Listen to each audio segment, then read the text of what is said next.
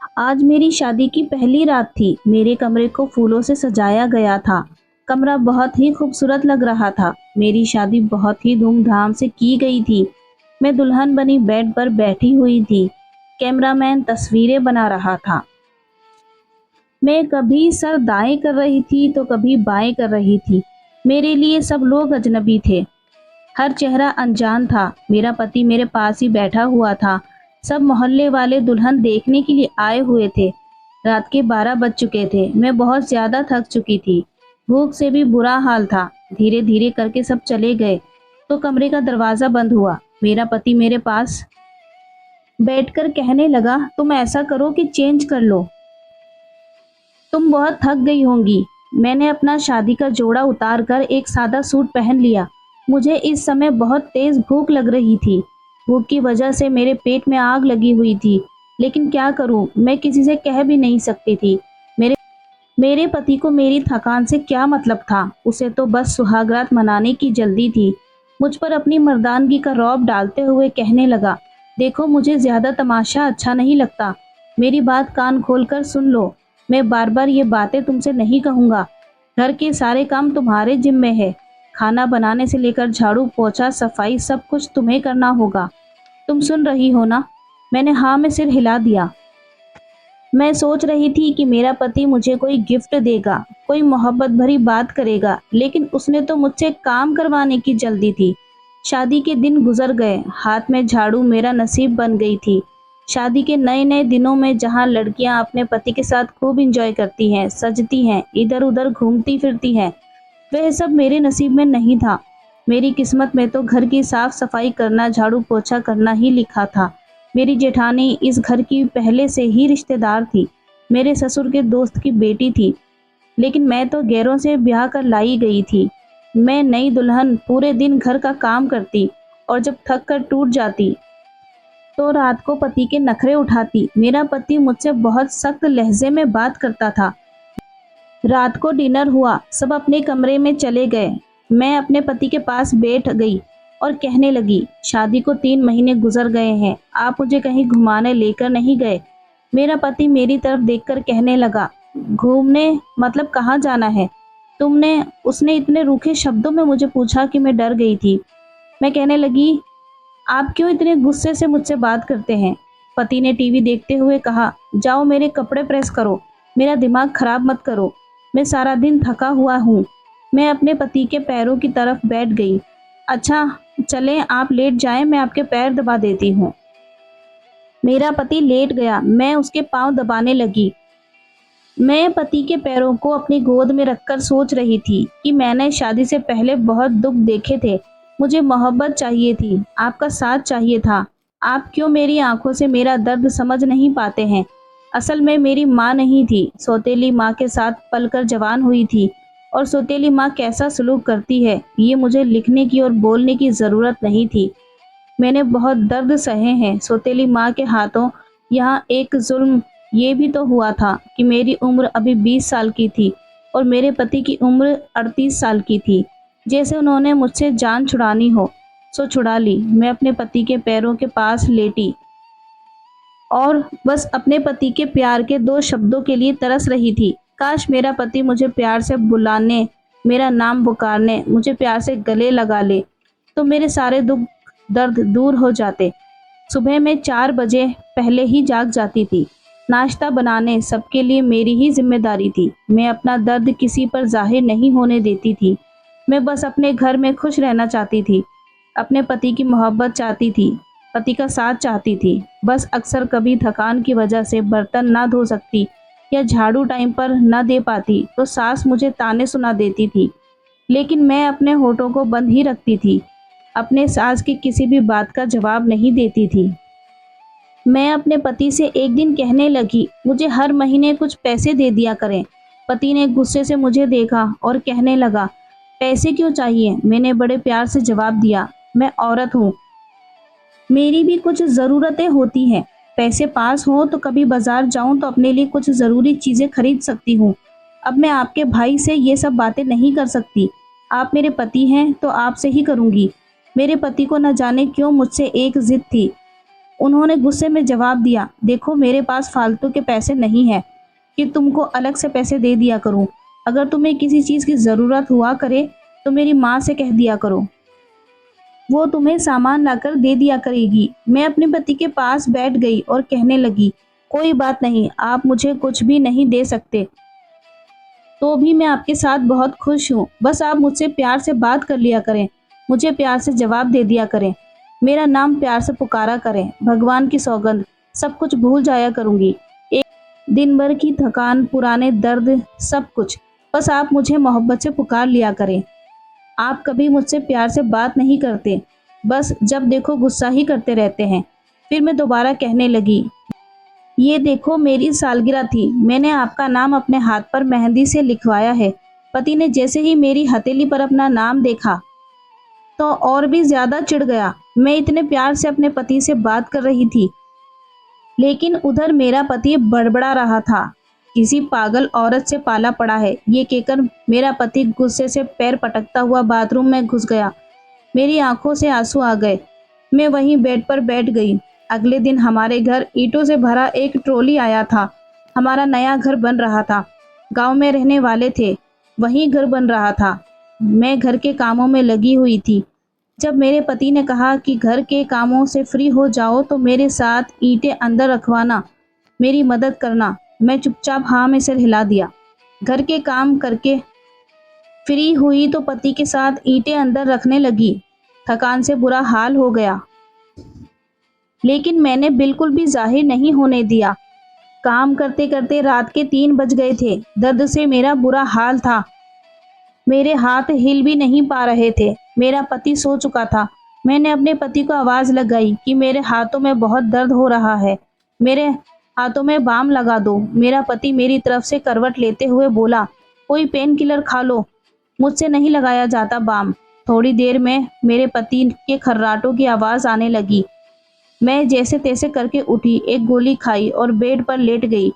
आंखों में आंसू उमड़े चले आ रहे थे। पूरा शरीर थकान की वजह से चूर हो गया था।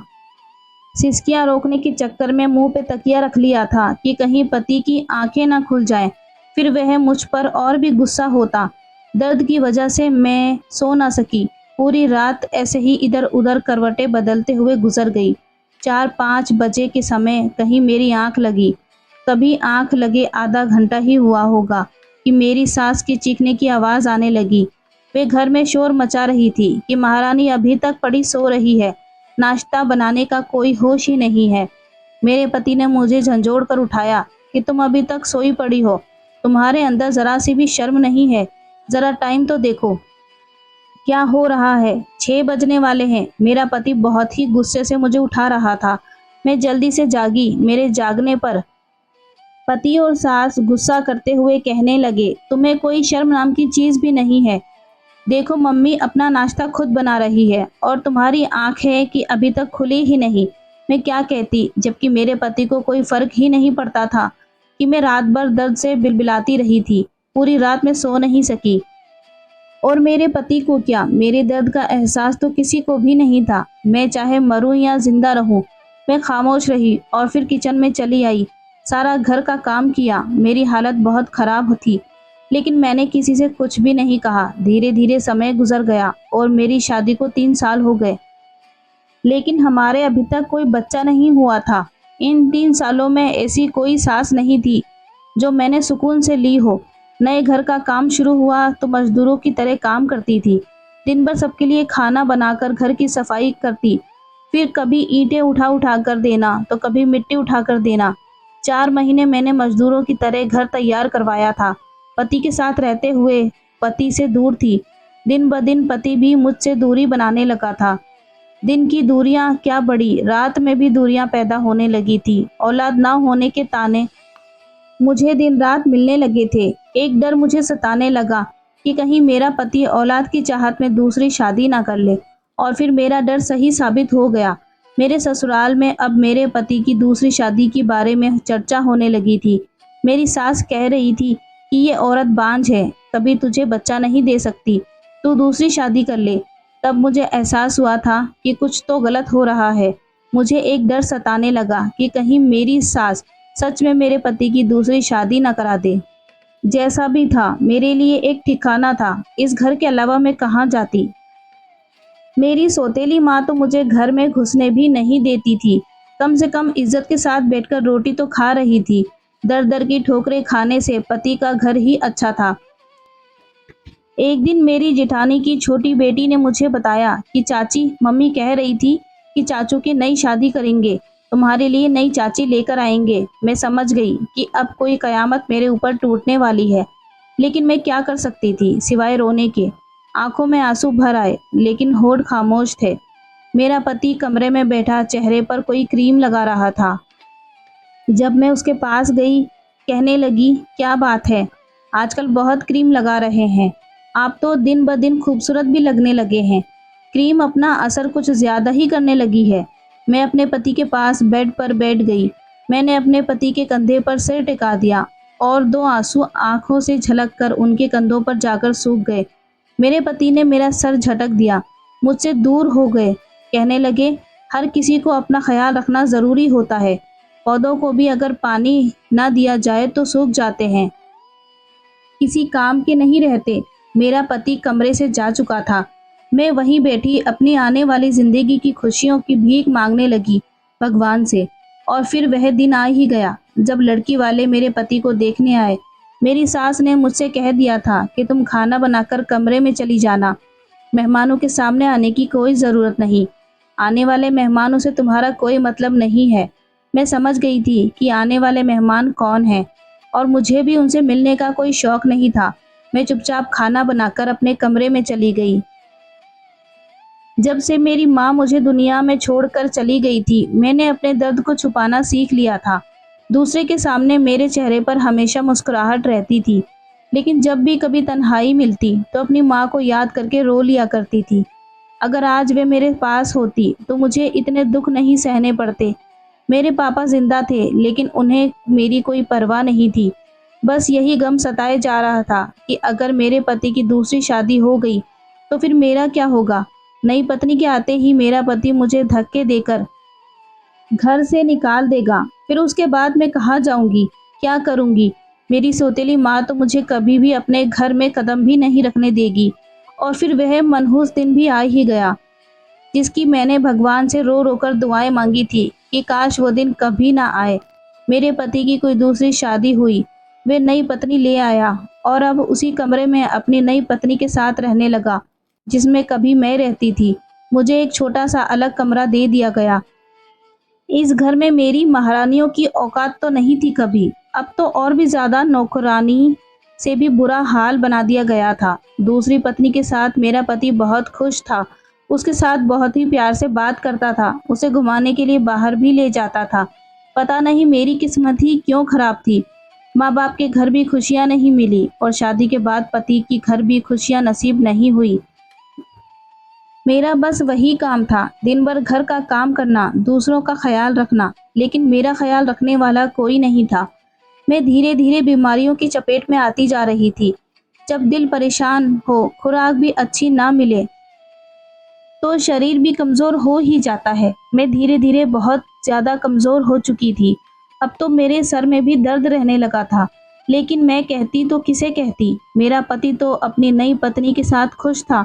सर में तेज दर्द होने के बावजूद भी घर के सारे काम करने पड़ते थे। नई बहू के सब नाज नखरे उठाते थे, लेकिन पुरानी की तो कोई इज्जत ही नहीं थी। सब उसे घर का फालतू सामान समझते हैं। अब मेरे अंदर और ज्यादा दुख सहने की क्षमता नहीं बची थी। मैं धीरे धीरे मौत के करीब जा रही थी। और फिर एक रात मैं अपने कमरे में सोई हुई थी। सर में आज बहुत तेज दर्द हो रहा था। किसी भी पल चैन नहीं आ रहा था। अब तो दर्द मेरी बर्दाश्त से बाहर हो रहा था। सर का दर्द इतनी तेज था कि मेरी आंखों से खुद ब खुद पानी निकलने लगा। मैं अपना सर दोनों हाथों से थामे दबाने लगी। सब अपने अपने कमरों में सोए हुए थे। दर्द इतनी तेज था कि बर्दाश्त नहीं कर पाई।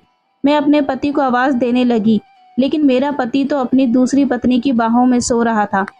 मैं वहीं ज़मीन पर गिर गई और तड़पने लगी। मैंने न जाने कितनी आवाज़ लगाई, लेकिन मेरी आवाज़ सुनने वाला कोई नहीं था। और फिर आखिर मेरी आवाज़ भगवान ने सुन ली। उसने मुझे अपने पास बुला लिया। मैं एक सुकून की नींद सो गई। ये दुनिया छोड़कर चली गई थी। सुबह जब सास गालियां दे रही थी तब मेरा पूरा शरीर बेजान पड़ा था। सास चीख रही थी कि महारानी आज भी नाश्ता बनाने के लिए नहीं उठी। पति ने भी आवाज दी, मम्मी मेरी पहली पत्नी से कहो कि हम दोनों का नाश्ता हमारे कमरे में पहुंचा दे। सास ने गाली देकर उठाया, मनहूस अभी तक सोई पड़ी है, कब तक उठेगी। लेकिन दरवाजे से ही चीख कर चली गई, अंदर कमरे में कदम नहीं रखा। फिर पति को जाकर बताया कि वो मनहूस तो अभी तक सोई पड़ी है। आज सब लोग कान खोलकर सुन लो, उसके कमरे में कोई भी नहीं जाएगा। दोपहर का समय हुआ, सब अपने अपने कामों में बिजी थे, लेकिन अभी तक पुरानी पत्नी कमरे से नहीं निकली। तो सास चीखती चिल्लाती कमरे में आ गई। देखा कि पहली पत्नी तो औंधे मुंह जमीन पर गिरी पड़ी थी। सास ने शोर मचा दिया, सब इकट्ठे हो गए। देखा तो पूरी बॉडी अकड़ चुकी थी। उसकी लाश को चारपाई पर रखा गया। उसके आंसू अभी तक आंखों में से कुछ गालों पर सूख गए थे। सब आपस में बातें करने लगे, अचानक कैसे मर गई। उन लोगों ने उसका अंतिम संस्कार कर दिया। उसके घर में कोई भी आंख ऐसी न थी जिसने उसके लिए एक आंसू भी बहाया हो। अगले दिन से ही सब अपने कामों में ऐसे बिजी हो गए जैसे घर में कुछ हुआ ही नहीं हो। कुछ दिन बाद नई बहू उसके घर के कमरे की सफाई कर रही थी। तब उसे कमरे से कुछ रिपोर्ट और कुछ दवाएं मिली थी। देखकर वो हैरान हो गई। उसे तो ब्रेन ट्यूमर था और न जाने कब से ये दर्द सह रही थी। साथ में एक डायरी भी थी जिस पर वे अपने सारे दर्द लिखा करती थी। डायरी में कुछ लाइनें तो ऐसी थी जिन्हें पढ़कर रोना सा आ गया। डायरी में लिखा था कि मेरा पति हर समय मुझसे रूठा रहता है, मेरी तरफ देखता भी नहीं। आज मैंने सारा दिन मजदूरी की, पति ने मुझे ठंडा पानी पिलाया। आज मैं बहुत खुश हूँ। कभी कभी जब पति मूड में होता है तो कहता है मैं बहुत अच्छी हूँ, लेकिन पता नहीं फिर भी क्यों मुझसे दूर रहता है। आज मैं उसके लिए तैयार हुई, खुद को संवारा था, लेकिन पागल ने एक बार भी मेरी तरफ नजर उठाकर नहीं देखा। लेकिन फिर भी मैं नाराज नहीं हुई, क्योंकि वह मुझे डांटता था। कुछ कहती तो मुझसे गुस्सा हो जाता और मुझे डांटकर चुप करा देता। आजकल मेरे सर में बहुत दर्द रहने लगा है। मेरी तरफ तो किसी का ध्यान ही नहीं रहता। मैं खुद ही एक डॉक्टर के पास चली गई। उसने कुछ टेस्ट लिख दिए, जिन्हें करवाए तो पता चला मुझे एक जानलेवा बीमारी है। लेकिन मैं पति को नहीं बताऊंगी, क्योंकि मेरे पति फिर परेशान हो जाएंगे। हमारा घर बनकर तैयार हो गया। मैंने अपना कमरा बहुत सजाया है, लेकिन मुझे क्या पता था कि मेरे सजाए इस कमरे में कोई और आकर रहेगी। मेरे पति की दूसरी शादी करवाई जा रही है। मुझे घर से निकाला तो मैं कहाँ जाऊंगी? मेरा तो कोई है ही नहीं। बस नौकरानी बनकर मरने तक यहीं पड़ी रहूंगी। पति अपनी नई पत्नी से बहुत प्यार करता है। उसे रोज रात को नई नई चीजें लाकर खिलाता है। एक बार मैंने कहा कि मेरा भी मन करता है, मुझे भी कुछ लाकर खिला दिया करो। कहने लगा, तुम जाकर बर्तन धो, मेरा दिमाग मत खराब करो। मैंने अपने पति से ऐसा क्या मांग लिया था? उस रात मेरा पति अपनी नई पत्नी के लिए बर्गर लेकर आया था। बस एक बर्गर ही तो मांगा था। आज सुबह से ही मेरी सांस रुक रही थी। ऐसा लग रहा था जैसे मेरा समय अब पूरा हो गया है। काश मैं अपने पति की बाहों में मर सकती। काश मेरा पति मेरा दर्द समझता, मुझे सीने से लगा लेता, तो मैं भी सुकून से मर जाती। मेरे पति अगर कभी मेरी डायरी पढ़े तो खुद को मेरी मौत का जिम्मेदार मत ठहराना। मैं बहुत प्यार करती हूँ आपसे। मैं बस अपने नसीब से हार गई। शायद मेरी किस्मत में खुशियाँ ही नहीं लिखी थी। और हाँ, पागल कहीं के, एक बर्गर ही तो मांगा था तुमसे।